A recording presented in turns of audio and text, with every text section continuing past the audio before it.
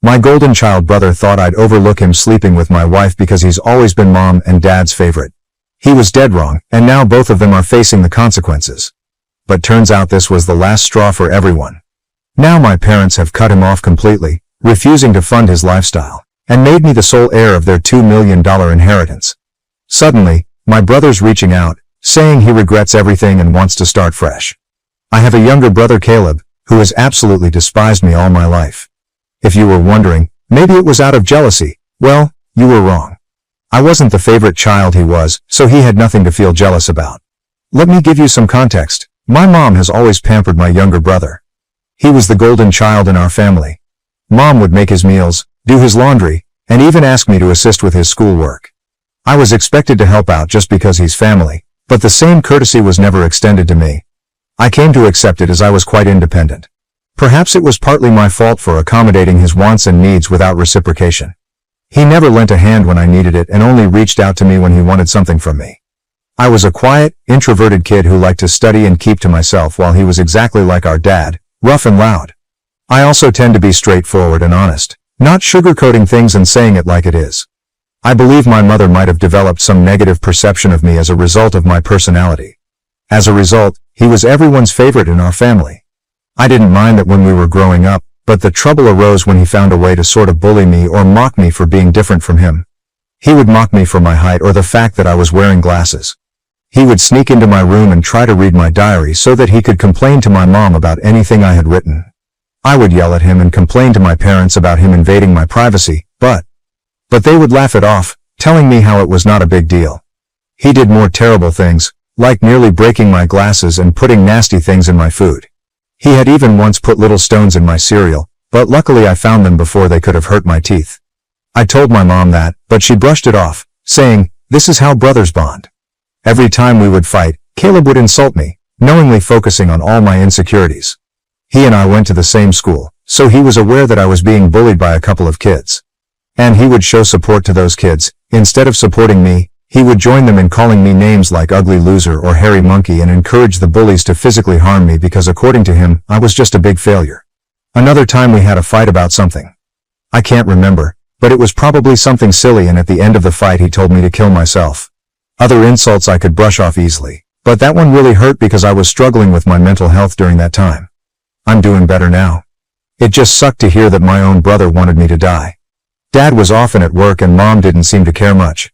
She even scolded me once, claiming it was my fault for playing and irritating him. Things got progressively worse. There was a time he attempted to burn my hair when we were in high school, and shockingly, Mom sided with him, insisting he was just playing. Who plays like that seriously? Fortunately, Dad eventually took my side and pointed out that they had some serious issues. He threatened to call the police on Caleb. This was an eye-opening moment for my brother because until then he had never been reprimanded for any of his actions. He was really taken aback, and my dad continued to tell him how enough was enough and that he needed to start respecting his older brother. Later, Dad came into my room and talked to me. I had never expected my dad to support me because he always told Caleb while he was growing up how similar both of them were, which was true. Dad told me that he had patiently waited for years for Caleb to grow up, thinking maybe he was just being an immature kid, but he was slowly starting to realize that Caleb was becoming a big bully. When I heard my dad say this, I felt so validated that I almost broke down in tears. I confessed to my dad everything that Caleb had done to me over the years and even opened up about the bullying in school. My dad was shocked that I was going through so much. The next day, he went and talked to the principal so my bullies could be warned about severe consequences if they continued. Later in the evening, my dad enrolled me in mixed martial arts at our local gym, and he told me that I needed to man up and stand up to bullies in my life. I will admit that a nerdy kid like me trying to learn to fight must have been laughable to watch. However, like everything in my life, I am very focused when I want to learn something. I carved out time for my studies so I could work out every day and go to the mixed martial arts classes. Not to brag, but it completely changed my life and my physique. One day, Caleb was at it again. He had stolen my pocket money, which we used to get if we helped our parents with doing chores. I had been saving my money for quite some time. Caleb had sneaked into my room and taken my money. I caught him when he was about to cycle off with his friends. I firmly told him to give me back my money since he knew stealing was wrong. But Caleb snickered and taunted that all I could do was run to Daddy for help. I don't know what came over me, but I gave Caleb a resounding punch to his face. He was stunned into silence as he fell backwards on the ground. I picked him up and took out my money from his trouser pocket and then threw him back down on the ground. Caleb started to cry loudly like a little baby. It was comical to see a teenage boy crying on the ground. However, my mother came running out the door hearing her baby boy to help him up and find out what had happened. When she learned that I had fought with him, she was surprised and then started to reprimand me. She told me that as an older brother, I should teach better things to Caleb. While Caleb seemed to be enjoying seeing me being chastised, my mother also complained to my dad about how I had beat Caleb up and how I needed to be controlled. My dad grimly asked both of us to explain ourselves. I told him how Caleb had stolen the money that I had worked hard for and saved up, while Caleb attempted to justify how he needed the money for a date and that as my brother, I should help him. However, Dad told Caleb that he was lucky that I just punched him for stealing my money because anyone else would have called the police on him. My dad continued to tell Caleb how he had no right to take others' things without their consent. Caleb didn't like that and started to throw a tantrum, probably wanting our mother to side with him. But Dad remained firm. When Caleb realized that I was not going to be punished for punching him, he screamed how much he hated me and then ran back into his room and locked himself in. Since that incident, Caleb maintained his distance from me. He had finally realized that he could not bully me anymore, and even Dad was not supporting his antics. For the first time in a long time, I felt we were equals. Even though he could not physically hurt me, he would try to verbally say nasty things to me when he knew our parents would not be around. It definitely got worse as he got older. It felt like each year he became angrier and had a shorter fuse. If I approached him to ask something, he would simply ignore me to my face and walk away out of the room, calling me a nerd or a loser under his breath. If he wanted to say something to me, he would only go through our mother, who would relay the message. I would question my mother as to why Caleb could not just talk to me if he wanted something, and she would implore me to be more understanding. I had no clue if this was just him going through puberty and I had to wait it out, or if he actually truly hated me. I used to be able to deal with the things he would say over the years, but it got to a point where I just wanted to move out of home to get away from him. I would go to my mother countless times asking if she could mediate a sit-down conversation for all of us to talk it out, but she always refused, saying she didn't want to get involved. I even asked for her opinion on why he treated me that way, but she would just brush off the question. Eventually, I went away to my dream university since I was a grade A student and was even qualified for a scholarship. My dad threw a party for me and my mom seemed proud of me also. However, Caleb remained aloof and distant, barely acknowledging my achievements. The day I left for university was a mix of excitement for the future and relief to escape the toxic environment at home. The first few months at university were liberating. I made new friends, enjoyed my classes, and started to build a life separate from the oppressive atmosphere I had experienced growing up. The constant fear of Caleb's verbal attacks lifted and I felt a newfound sense of peace. I began dating my wife, Karen, when we were both in the second year of our university. My friend introduced us at a frat party and we clicked right away. Coming from a religious family, having kids without being married was a big no. However, we found out she was pregnant when we were in the last year of our university, which prompted us to get married as soon as we graduated. Our wedding was a small but peaceful ceremony. Our parents were happy for us and we had a good time at our wedding. At that moment, I believed she was the love of my life. I always held the mindset that I wanted monogamy in life. One woman to come home to and be with for the long haul. Despite women trying to engage with me over the years, I never pursued anything because I was genuinely content in my marriage. Karen was my dream girl and I never wanted to hurt her. However, over the years, there were two occasions when I discovered she was being unfaithful in our marriage. One was an off-and-on affair that lasted a few years with her married coworker, and the other was a fling with an ex she had dated in high school. When she went to visit her family states away. I'm sure there will be people who might call me foolish, and looking back, I can't really deny it myself. After a period of separation in both situations, I made the decision to forgive my wife. I never wanted to raise my child in a broken home, and I genuinely believed we could overcome these challenges. We were quite young when the situation with her coworker occurred, so I chalked it up to youthful mistakes and not thinking things through. For a while, things seemed okay with us. I could never fully trust her, but I tried my best to push aside my doubts because I knew that if I chose to forgive her, I had to work towards moving past it and starting with a clean slate. It's been 4 years since the second time she was unfaithful, and I felt like I made the right decision by giving her a chance to show that she still wanted to be in our marriage. For years, Karen seemed to have changed, and we were genuinely happy with plans set in motion for the future of our family. However, 3 months ago, my reality was once again shattered by yet another incident, which in my mind was far worse than the others. She revealed that she had been sleeping with someone for quite some time and suggested that our son might not even be mine. Hearing her words, I felt like the ground had been pulled out from under me. A mix of shock, betrayal and disbelief overwhelmed me. I struggled to comprehend the enormity of what she had just disclosed. In the days that followed, I managed to ask her why she had kept such a significant secret and how she could have done something so devastating. Her reaction was a cold and indifferent demeanor. She seemed detached, almost unbothered by the pain she had inflicted. Her responses were vague, leaving me with more questions than answers. It was a surreal and painful moment, confronting the shattered trust and the uncertainties about my own family.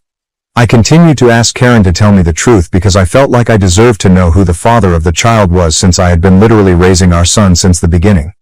In the end, she admitted that it was Caleb. My eyes widened in shock as I asked her what exactly she meant by that. This is when Karen told me how she and Caleb had become friends. Back when I had introduced Karen to my family and she had stayed with us for Thanksgiving up until the New Year's. I remember Caleb, who was usually cold to me, was quite polite and warm towards her. I was glad, since I did not want to make Karen feel unwelcome. She wanted to be accepted into my family, so she would spend significant time hanging out with my mom whenever she could. She noticed that Caleb and I were not that close and questioned me about it. I finally opened up to her about my childhood equation with Caleb and told her how we might never be able to repair our relationship since he never could move past his feelings. Karen understood. However, she started to include Caleb whenever we would go out, perhaps hoping that both of us would warm up to each other. If we were going to watch a movie, she would invite Caleb and then we would have to watch whatever movie Caleb wanted to watch. I guess. During this time Caleb and I did talk a few words here and there, which was a significant improvement compared to how he had been giving me the silent treatment for years. I do remember Karen and Caleb would hang out and play video games together, but I never thought much about it. Karen told me how one day Caleb opened up to her about his struggles and his recent breakup with his then ex-girlfriend. He seemed so vulnerable with her and they struck up a friendship. She said how he would sometimes harmlessly flirt with her when I was not around, and apparently one thing led to another and she could not control herself anymore. I closed my eyes as the vision of my wife and brother sleeping together almost made me puke. She told me how guilty she felt after that and ran away from him after that. She decided to go back home, which was true because my girlfriend had abruptly told me how she wanted to go back home when I thought she would be spending the New Year's with me. I tried to convince her to stay, but she was adamant that she had to go after the holidays. When we met in college once our classes resumed, she was back to her usual cheerful self, so I never questioned anything. 2 weeks after that we found out that she was pregnant. Now Karen told me that she had no idea whether it was really my child or Caleb's, and she had no way to find proof because I was already stepping up. She knew out of the two I was a more dependable brother, so she decided to stay with me, and this is why we got married. I felt like my whole world was crashing down around me. The son I had loved and spent countless hours with may not even be mine. I questioned her if she had been sleeping with Caleb in recent times, and she nodded slowly. Karen told me how she and Caleb had always stayed in touch because their chemistry was undeniable. They would sneak off to hotels when she would lie to me that she was working overtime. She told me how half of her business trips were just romantic getaways with him. I asked Karen why she would even be married to me if she really wanted my brother. But Karen told me how she did not want to be the one to break off a marriage, and seeing how I was such a wonderful father to our son, she had stayed with me all this while. In her words, she had made a mistake, and she didn't know when to stop. I simply told Karen that I was glad that she told me the truth and that I was going to pack up and move out. Karen started to cry and asked for my forgiveness, telling me how I was supposed to scream and yell at her. But here I was, calmly thinking of my next move. I remained quiet while I walked to my cupboard and started packing some of my clothes into my suitcase. Karen kept saying how if I really loved her, then I should try to at least fight for her. And mistakes happen in every marriage. When she realized that I was not going to do anything, she changed her tactic and told me how my son would be affected if we got a divorce and how children should not be brought up in a broken home. I reminded her how I may not even be the father, which then reduced her to tears. And she started to yell at me about being cruel and how I could easily walk away when I had been there for the child since his birthday. It seemed like my wife believed there was nothing that could make me want out of our marriage. I guess it was partly my fault for letting a lot slide in the past. While I did have some love for her, it felt more like it stemmed from the fact that I thought we had a son together and had been together since college. Karen continued to claim that it was not too late and that we could work things out, but I struggled to believe it and felt like I had no more patience to deal with her. Trust was a major issue for me, and her words felt empty. Even if I forgave her, I could never forget that she had slept with my own brother. I've always believed that people could make mistakes and be forgiven because we're all flawed, but this went beyond a certain limit. I left her crying on the doorstep and checked into a hotel the next day. I went straight to my parents and told them everything about my wife's affair with Caleb and how they had been sleeping together for years behind our backs. The shock on their faces was evident. My mother, true to her nature, initially tried to defend Caleb, telling me that this could not be true since her boy would never do something like this to his own brother. Determined to expose the truth, I requested my parents to remain silent and allow me to call Caleb right in front of them. I told them to not make a sound since this is how I could expose Caleb's true colors. I wanted him to think that it was just a private conversation between us so that he could hopefully let his guard down. As Caleb picked up, I laid it onto him and confronted him with the revelation of his affair with my wife. Initially, he denied it vehemently and refused to accept it. Then when I told him that Karen had admitted to everything, he started to blame Karen, labeling her as characterless. He told me that it was not his fault if women were attracted to him and that he was the better-looking brother. I told him firmly that I was going to expose him in front of everyone. When Caleb mocked that no one would believe me and that he was the golden child anyway, I scoffed at his arrogance and thanked him for confirming the truth since our parents had heard everything. Caleb went quiet and then spluttered to explain himself, stumbling over his words in an attempt to salvage his image. My mother, still grappling with the shock, demanded an explanation from Caleb. He stuttered through a feeble attempt to justify his actions, blaming everyone else but himself and desperately trying to shift the blame onto Karen. I could see my mother, who was once protective of her favored son, now felt a mix of disappointment and anger. In that charged moment, I felt a strange sense of vindication. For years, I had endured Caleb's torment. Now the truth had come to light and the roles were reversed. It was Caleb who stood exposed, his actions laid bare for everyone to see. As Caleb's words faltered, my father, usually reserved in his expressions, couldn't contain his disappointment. He asked me to pass him the phone and went off on him. "Caleb," he began, his tone heavy with disapproval, "what you've done is not just a betrayal of your brother, but a betrayal of this family. You slept with your brother's wife and continued to sleep with her after they got married. Your actions have consequences, and they have irreversibly damaged the trust we had in you. I raised both of you to value family loyalty and decency. What you've shown today goes against everything I've tried to instill in you." He paused, letting the weight of his words settle on Caleb's conscience. "The disregard for your brother's feelings, the lack of respect for the sanctity of his marriage. It's unacceptable. You've not only hurt him, but tarnished the bonds that hold us together as a family. I feel like me and your mom are to be blamed for what you have become now. And we will no longer let you get away with this behavior anymore. Starting today, I'm cutting you off from the college funds that I set up for you. You can figure out on your own about your university fees. I will also not be funding your lifestyle anymore. You think it makes you more of a man to sleep with married women? Well, now let's see what happens to you when you don't have my money to depend on." I, on the other hand, maintained a composed demeanor throughout all this. Although I initially wanted to scream at Caleb, watching my dad punish him was the ultimate vindication. I had exposed his true nature and it was clear that he had underestimated the consequences. Caleb, persistent in his protests, continued to justify himself. But my father swiftly ended the call, shutting down Caleb's attempts to explain away his actions. My mom came up to me and hugged me. It had been a while since we shared such a moment, but in that embrace there was unspoken understanding and support. Amid the family turmoil, she apologized to me that she had not believed me all this time. I felt like my 14-year-old self would never have imagined this moment being vindicated and embraced by my mother. After that, my dad helped me find a good lawyer so I could divorce Karen. She and her lawyer tried to fight dirty by asking me for alimony since I earned more than her. But luckily her affair played heavily in my favor. We also had a paternity test for my son and it was determined that Caleb was indeed the father of the child. I can't begin to write how painful it was for me to digest this news. It was worse than when Karen told me that she had been cheating on me. I felt so pissed that my son didn't belong to me. However, I guess God works in mysterious ways because I decided to stay strong throughout all this. Karen begged me that I should keep visiting my son since he should not be punished for all this. But I just could not bear to see him. He reminded me of Caleb and I hated it. After my divorce was finalized and I was finally free, I moved into my own bachelor pad. It felt surreal living on my own since I had gotten married so young and never really lived on my own. However, since I had always been independent, I was quick to adapt to my bachelor lifestyle and I honestly loved it. 2 weeks ago, my dad called me to let me know that he had been thinking of changing his will since he didn't want to give Caleb anything. If there's one thing to know about my dad, it is that he is extremely stubborn. Since he had made up his mind that he wanted nothing to do with Caleb, he had kept his word. Caleb tried to reach out to our parents and even showed up at their doorstep begging them for forgiveness, but he was not even allowed inside. My mother, who usually caves into Caleb's tantrums, also seems to be done with him all, although it must be hurting her the most. Throughout all this, Caleb didn't even once send me a text to apologize for what he had done. So clearly he didn't even regret it. He was just sad about being cut off from our parents.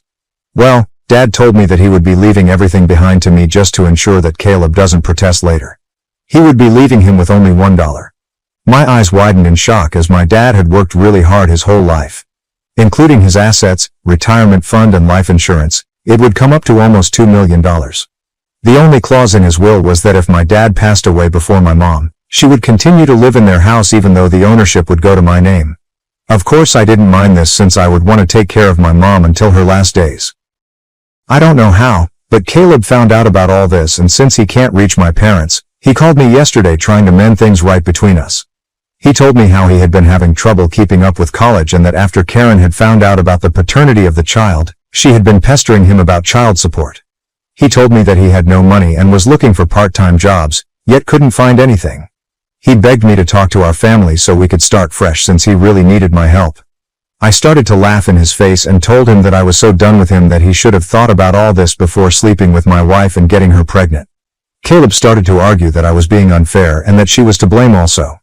To which I agreed and reminded him how I did divorce her and now she was his responsibility, so he should not be calling me complaining about her or her child since this was the consequence of his own actions. Caleb started to raise his voice, but I cut him off and reminded him that he was no longer the favored child in the family, but the black sheep who slept with his own brother's wife. Caleb started to cry at this point and told me how everyone had been on him, including our grandparents and relatives, which was true, but this was no longer my concern. I told him that we were done and to never call me again since I was no longer his brother. Since then I have been replaying the conversation over and over in my head. Although I hate my brother, I had never heard him cry, at least not since we grew up. I won't lie, but it did hurt me a bit that he was this helpless. So I guess I am here to ask if I should talk to our parents about him. Or would I be an a-hole if I don't? Update 1. Hi everyone. A lot of you have been asking me why I am no longer in contact with my son Henry, and some of you have also called me cruel.